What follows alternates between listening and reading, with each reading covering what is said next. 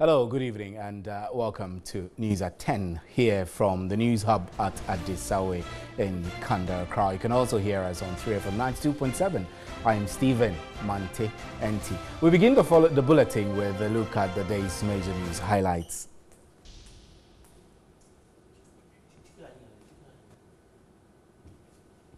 The Ministerial Task Force on Galamsey has warned small-scale miners who have dared government on the clampdown of their operations not to impede the efforts of the Joint Military and Police Task Force. 400 security personnel have been deployed to mining areas in Ashanti, Western and Eastern regions to enforce the ban on illegal mining. And the Council of State is asking for bills to be made accessible to the public to engender contributions from before they are laid and passed by Parliament. Chairman of the Legal Committee of the Council, Sam Okujeto, gave the suggestion when members called on the Speaker, Right Honourable Aaron Michael Quay.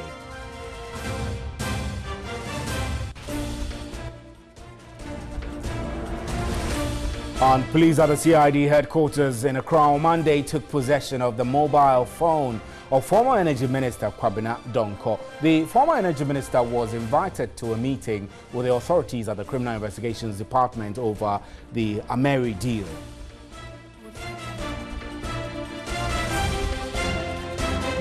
And government has revised downwards total revenue and expenditure targets for 2017 in the mid-year review of the budget statement and economic policy. Finance Minister Ken Ofori-Atta, speaking on the floor of Parliament, said total revenue and grant target for the year have been reduced by 1.4 billion cedis, while total expenditure have also been reduced by $2.2 billion.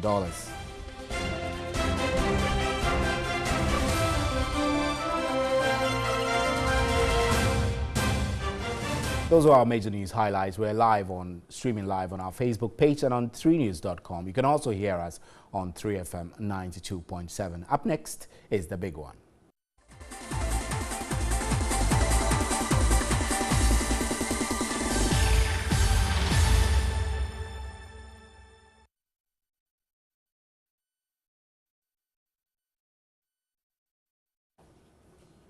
Welcome back. Now, government has revised downwards total revenue and expenditure targets for 2017 in the mid-year review of the budget statement and economic policy. Finance Minister Ken Ofori-Atta, speaking on the floor of Parliament, total revenue and grant targets for the year have been reduced by 1.4 billion cedis, while total expenditure has also been reduced by $2.2 billion.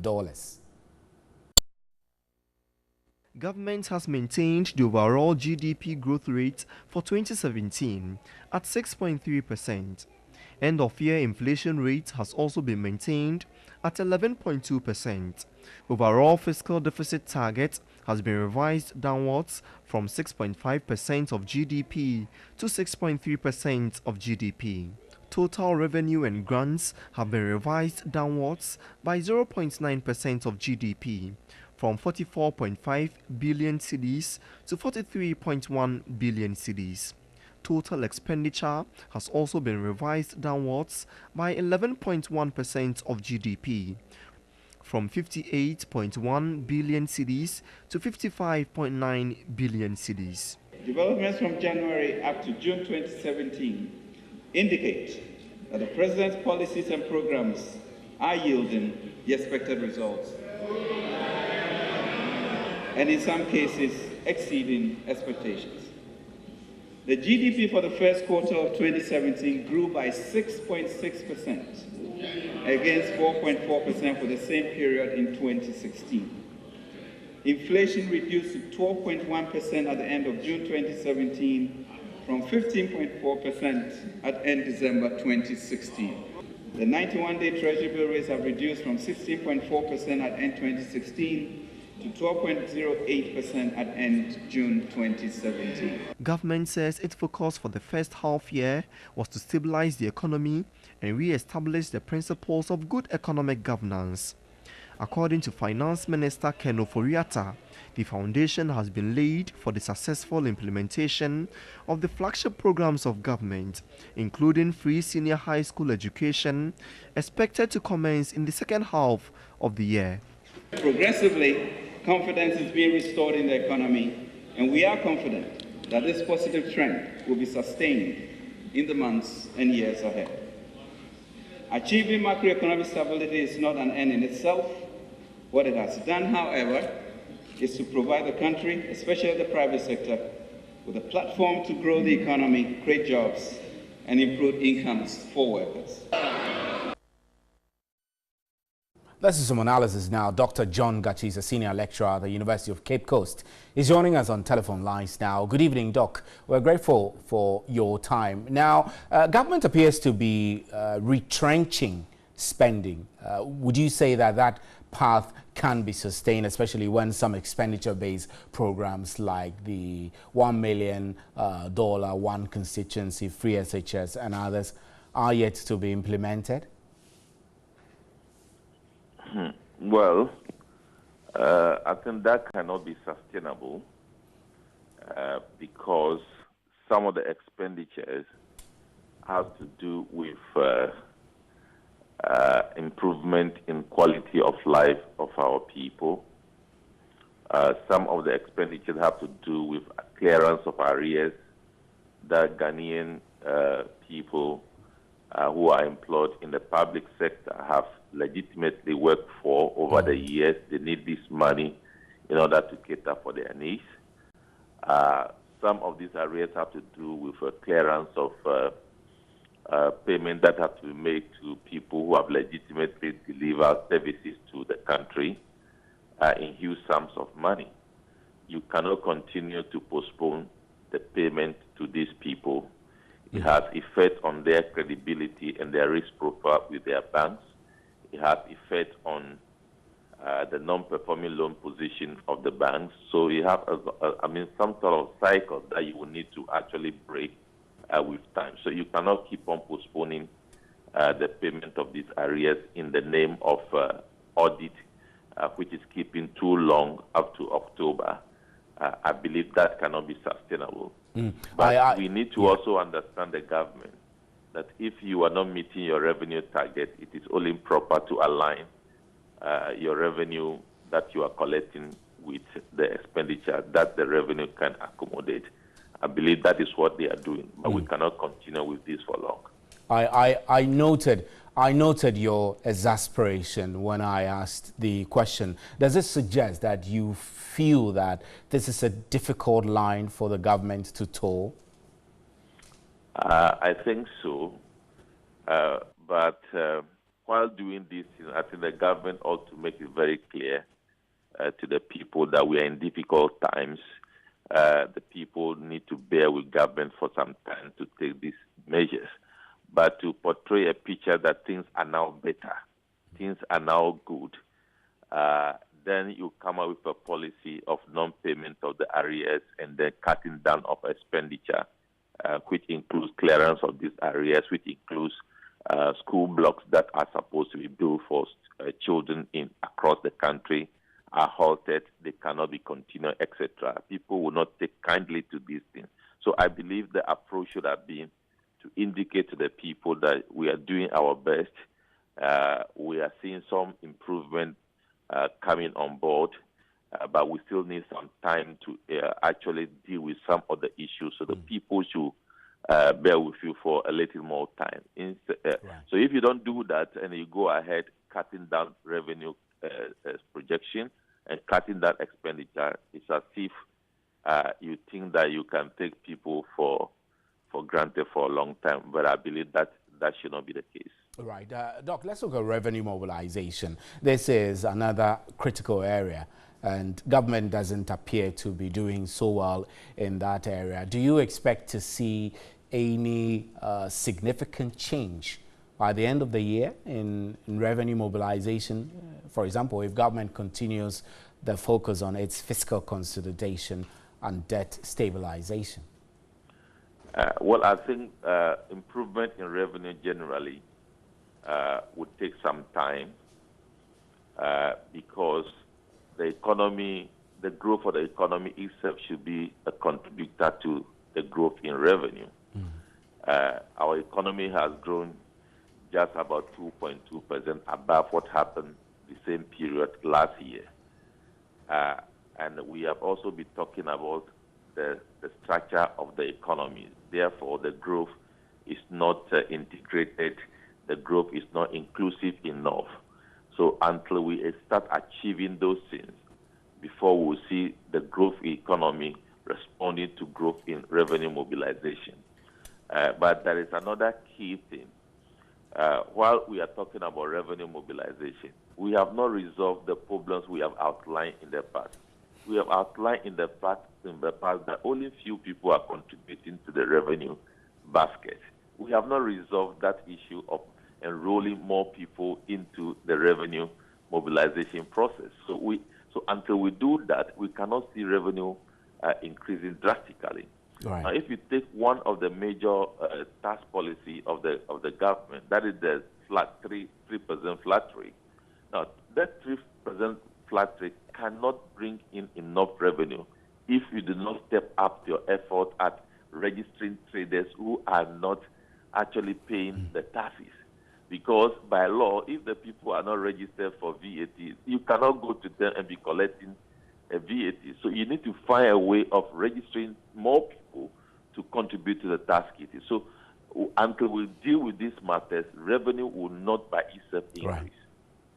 Doc, so before you go, I know you've monitored mid-year reviews since 2014.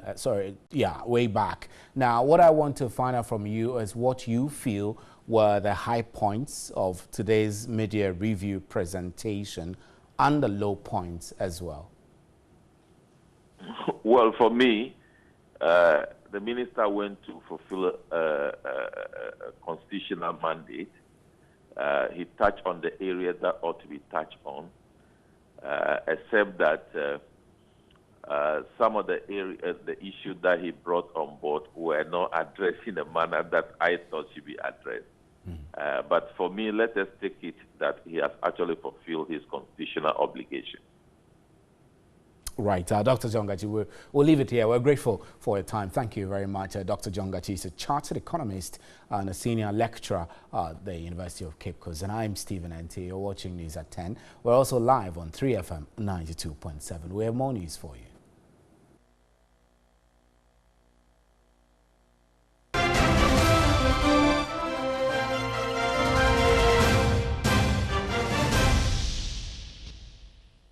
Welcome back. Now, lawyer for Philip Akina Asibit in the Jida trial has signaled he may request the court to subpoena some state officials who have documents related to the case and have refused to release them.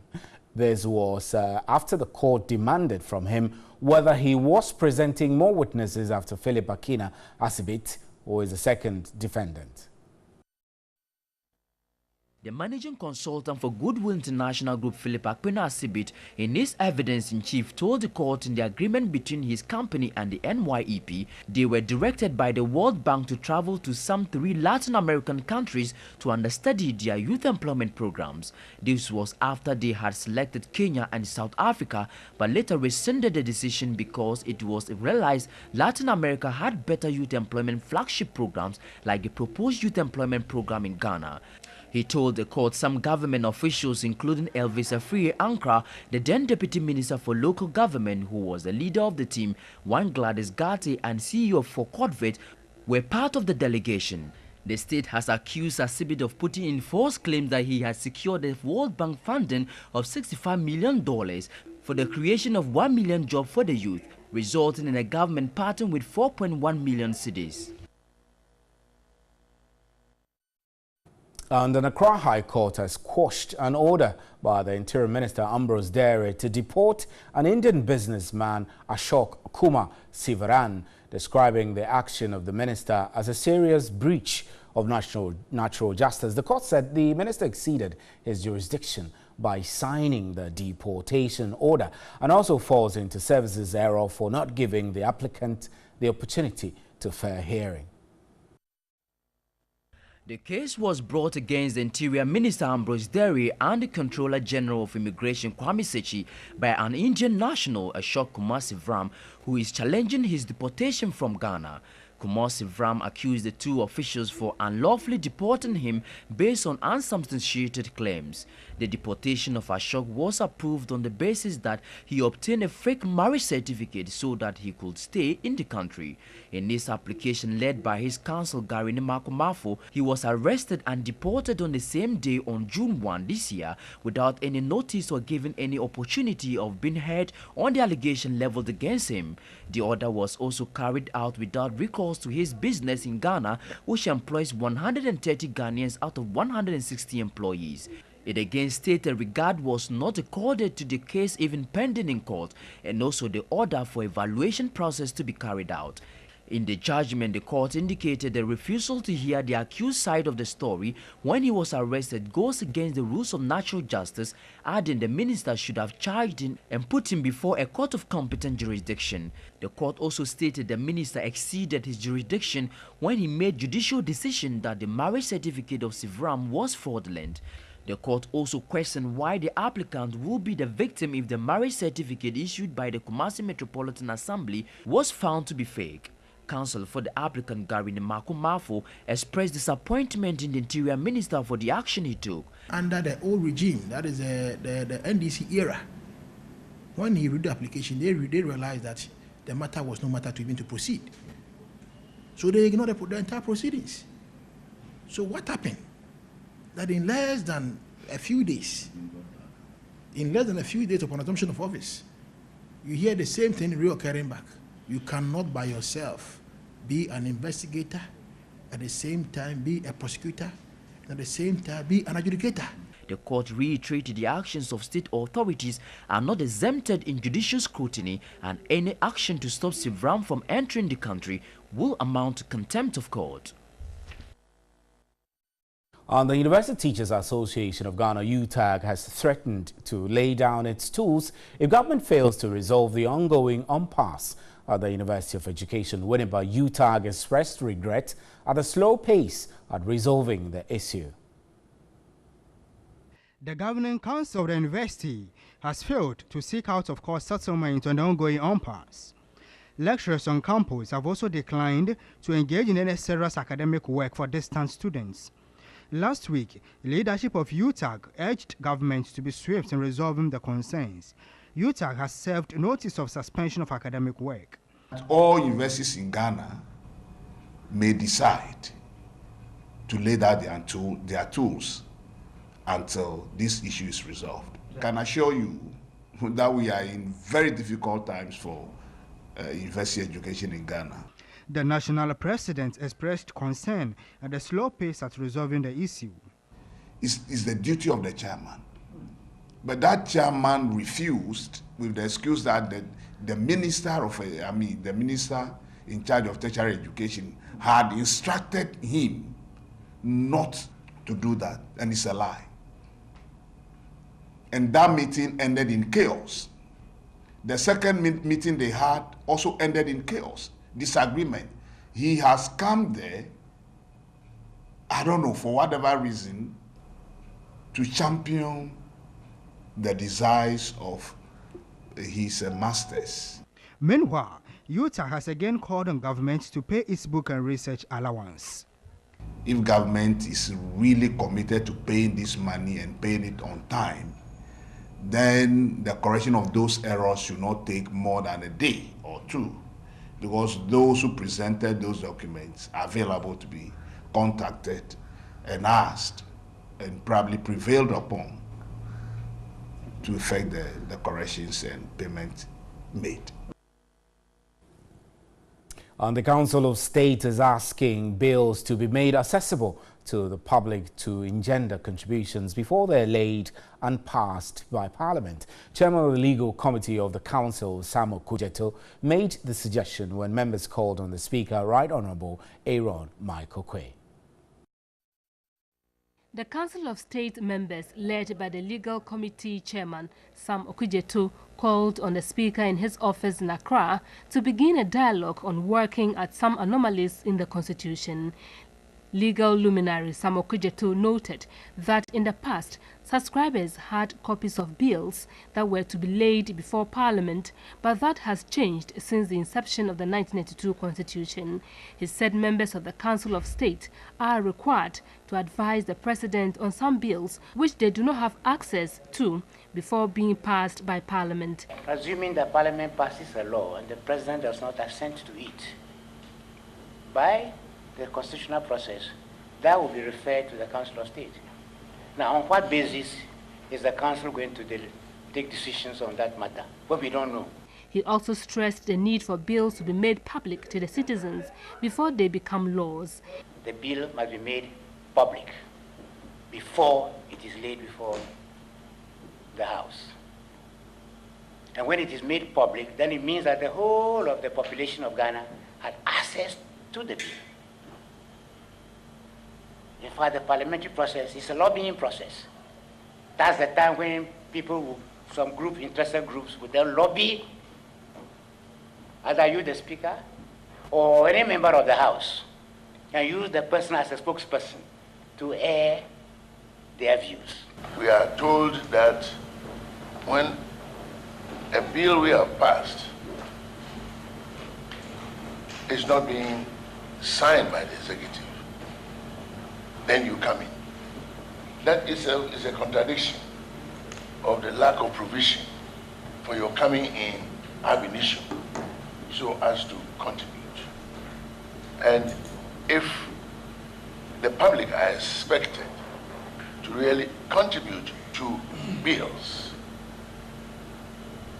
then it is very much a good reason for the Council of State bills to give counsel should not be involved, even for the word go.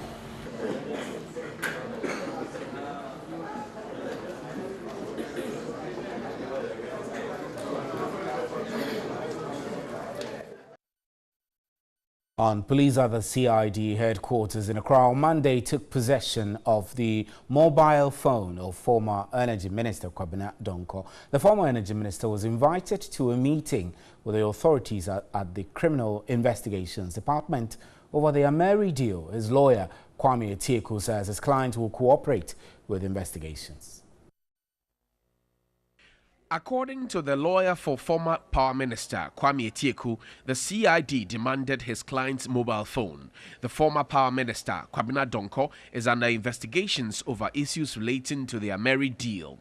This follows a raid on his house last Monday by some CID operatives who are probing the deal. The homes of former Deputy Minister of Power John Jinapor and former Deputy Attorney General and Minister of Justice Dr. Dominic Ayine were also raided.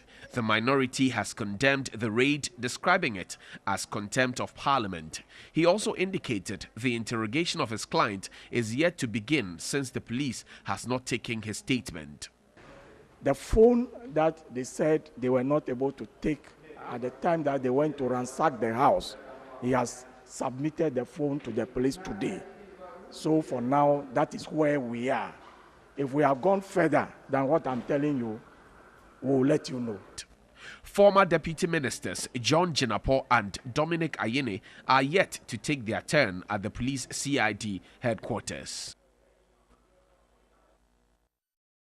And the man in charge of Kenya's computerized voting system has been found dead just days before the 8th August elections. Chris Nzando, an Electoral Commission IT manager, had gone missing on Friday. Today was supposed to be a big day for Chris Mwando.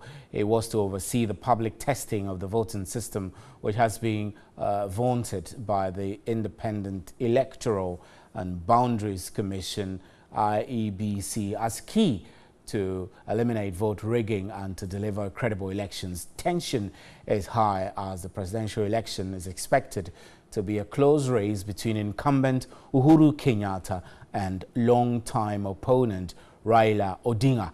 Some fear there could be violent clashes between rival supporters after the result is announced, with the losers refusing to accept defeat.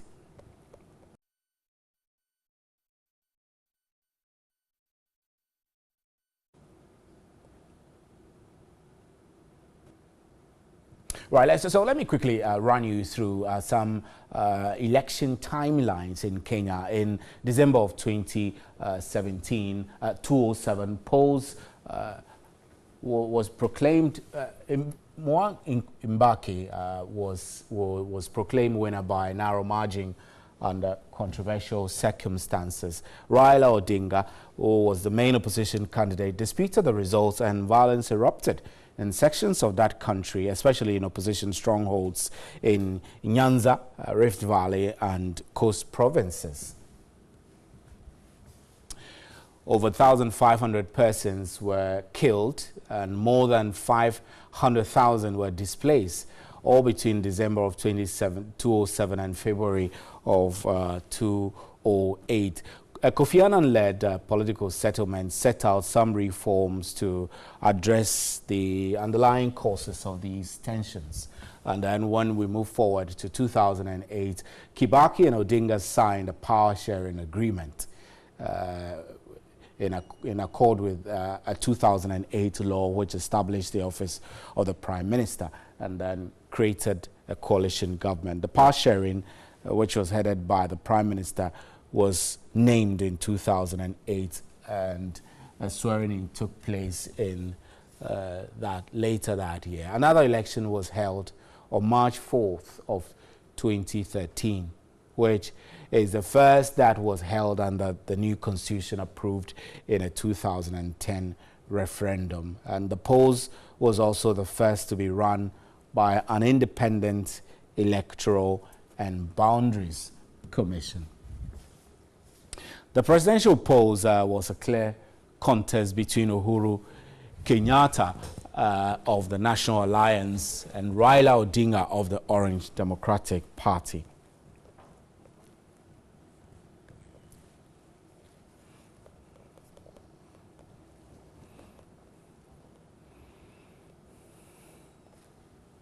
Right, so we made efforts to reach Rodrigue Lulano, who is a Kenyan media practitioner, but we'll try and raise him subsequent bulletins and we'll give you updates on what's happening in Kenya. I'm Stephen Enti. We're grateful you make time to be with us, and for those who tune into 3FM to listen to us, thank you very much for leaving your dial there. On behalf of the crew here, good night.